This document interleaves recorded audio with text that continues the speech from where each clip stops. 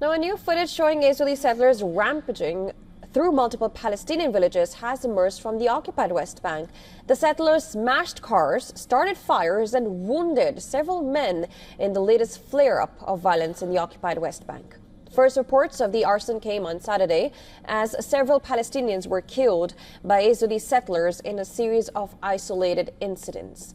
The official Palestinian news agency Wafa reported attacks in at least 6 communities till Sunday. Charred remains of a house and several vehicles were seen in the village of Fandaqumiya, southwest of Jenin. Eyewitnesses reported some 200 assailants from the nearby settlements of Homish, who threw Molotov cocktails, used pepper sprays, and injured several Palestinians. We all deserve a path to the future. No matter which party we voted for, no matter which God we pray to, we all deserve a better future. I say it here and now that we will, in the next mandate, do everything we can so that the future will be better for all the citizens. The local Red Crescent said that 10 people had been wounded by settlers in a separate attack in the village of Deir al-Hatab during the day, and this included 1 bullet injury and 6 from physical assaults.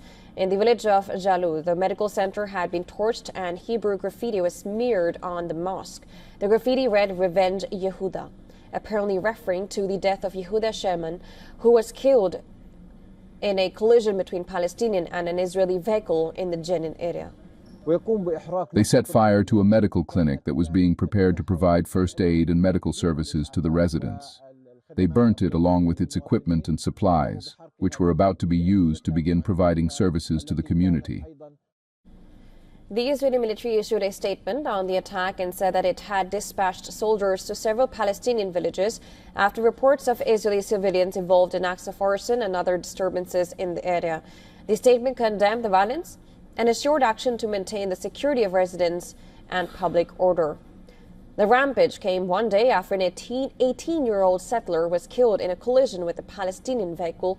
Israeli police said they were investigating whether the incident was terror-related, but there was no confirmation.